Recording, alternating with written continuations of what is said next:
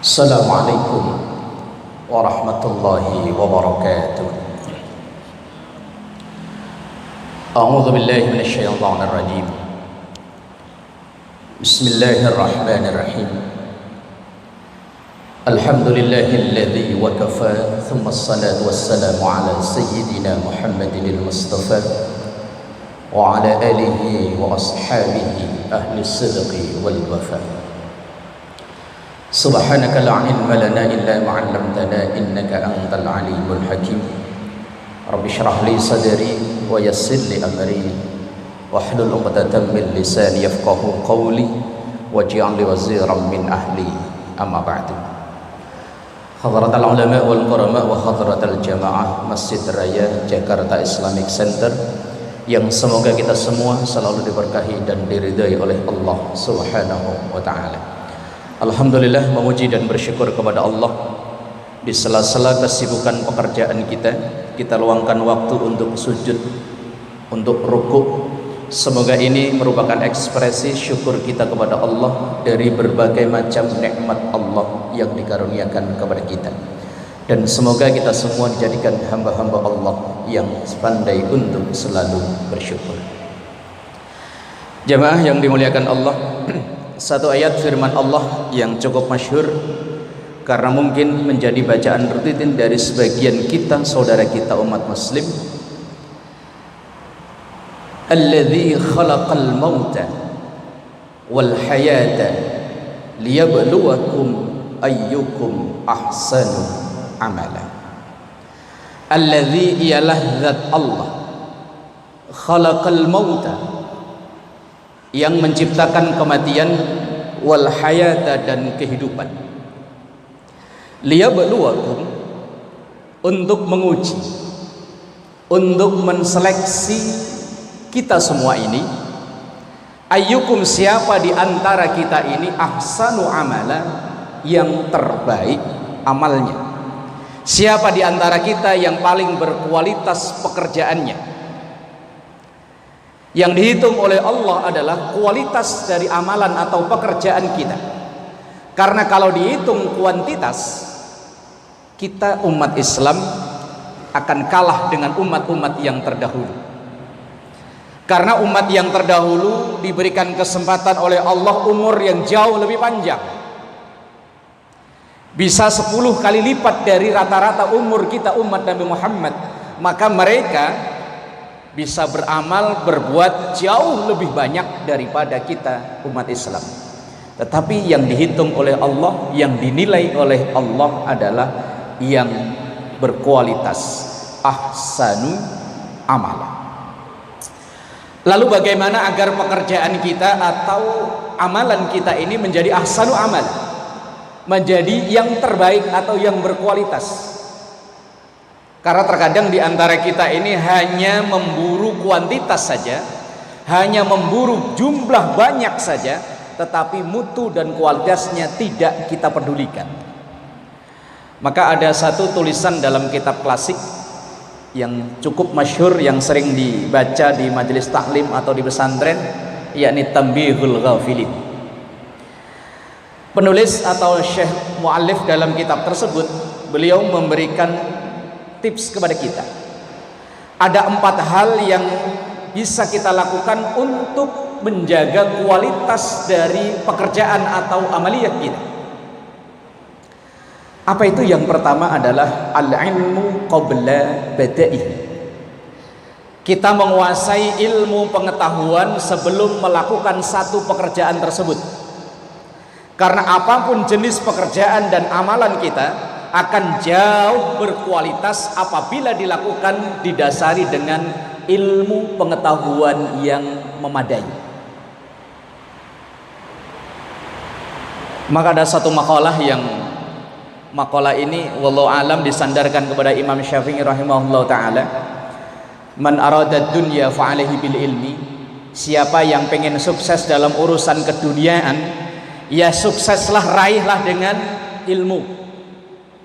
Maka bisa kita saksikan dalam bidang apapun di dunia saat ini, yang menguasai adalah yang menguasai ilmunya.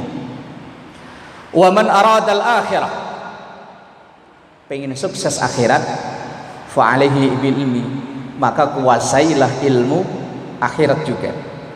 Wa man aradahuma, pengen sukses dua-duanya, dan ini idealnya kita umat Islam.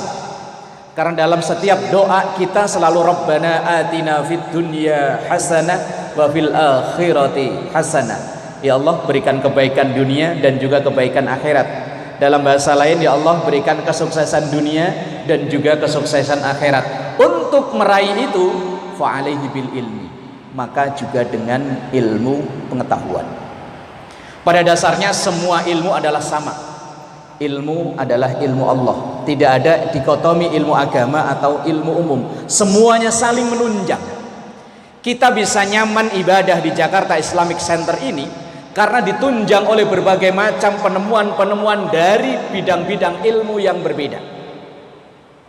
Maka kita umat Islam kalau ingin maju, ingin sukses dunia kita, ya kita harus menguasai berbagai macam ilmu pengetahuan. Begitupun dalam urusan akhirat kita kuasai ilmu akhirat itu. Jadi yang pertama, al-ilmu qabla badaihi. Kemudian yang kedua, an-niyatu fi mabdaihi. Niat ketika di awal melakukan pekerjaan itu, niat yang baik. Hadis Rasulullah yang begitu terkenal, innamal a'malu binniyat, bahwa sesungguhnya nilai dari setiap beberapa pekerjaan kita itu tergantung daripada niatnya. Dalam kaidah umum fikih, al-umuru bimaqasidiha, berbagai macam urusan itu tergantung dari niat, maksud dan tujuannya. Dalam satu hadis Rasulullah pernah sampaikan betapa banyak amalan pekerjaan yang kelihatannya amalan dunia. Kita bekerja, kita berdagang, kita berbisnis, ini zahirnya seperti urusan dunia. Tetapi nanti di akhirat bisa berbalas pahala yang luar biasa banyak dari Allah ketika didasari niat yang baik. Kita bekerja dengan niat mencari rezeki yang halal, menjaga keluarga kita agar terhormat, tidak meminta-minta, agar bisa mensekolahkan anak, memberi pendidikan anak yang terbaik, maka kita cukupi dengan rezeki halal. Niatnya baik, walaupun terlihat zahirnya urusan dunia, di akhirat akan berbalas pahala yang luar biasa dari Allah Subhanahu wa ta'ala. Tapi sebaliknya, ada pekerjaan yang kelihatannya seperti pekerjaan akhirat, yang diurusi seakan urusan-urusan akhirat melulu, tetapi nanti di akhirat bisa zong, kosong, tidak apa-apa, tidak ada balasan apa-apa karena buruknya niat. Jamaah yang dimuliakan Allah, maka dalam setiap pekerjaan apapun yang kita jalani dalam keseharian kita, profesi apapun, kita niatkan yang baik.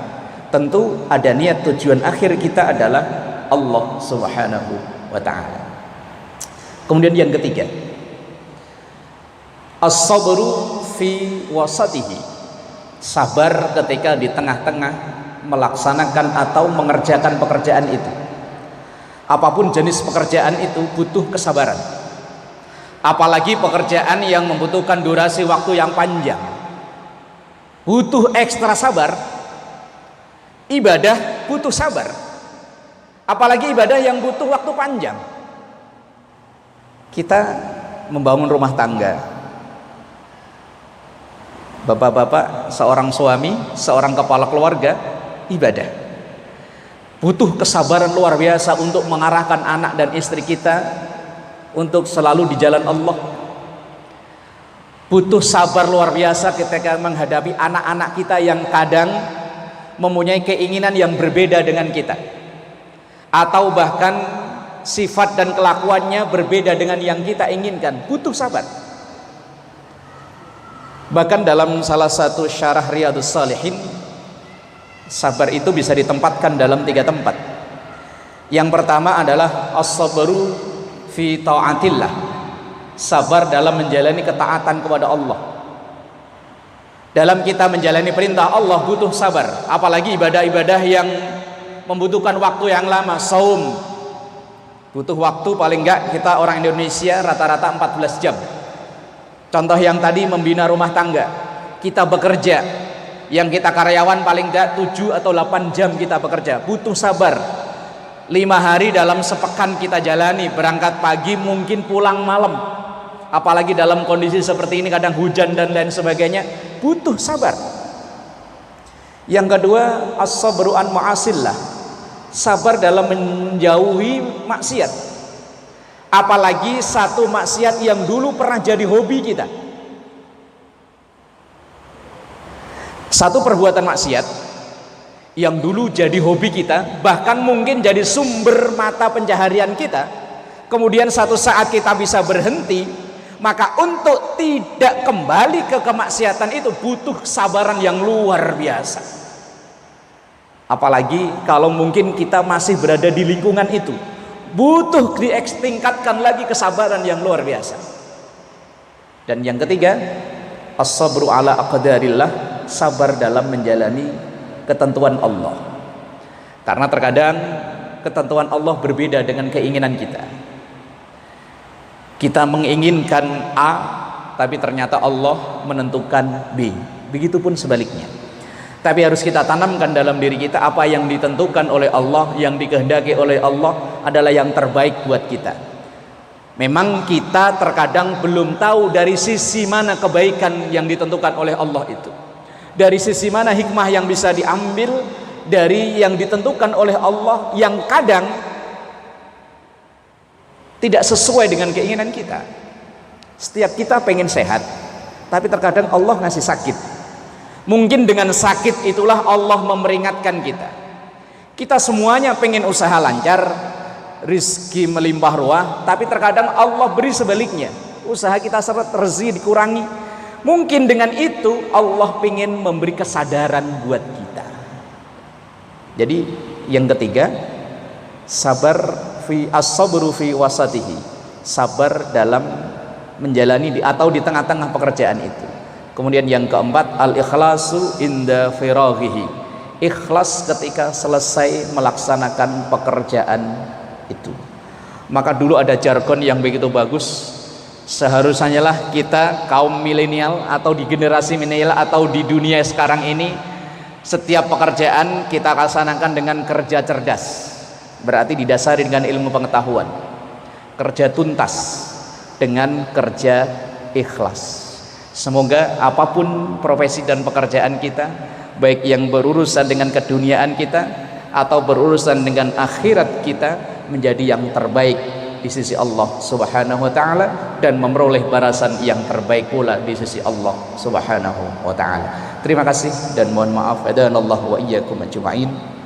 Assalamualaikum warahmatullahi wabarakatuh.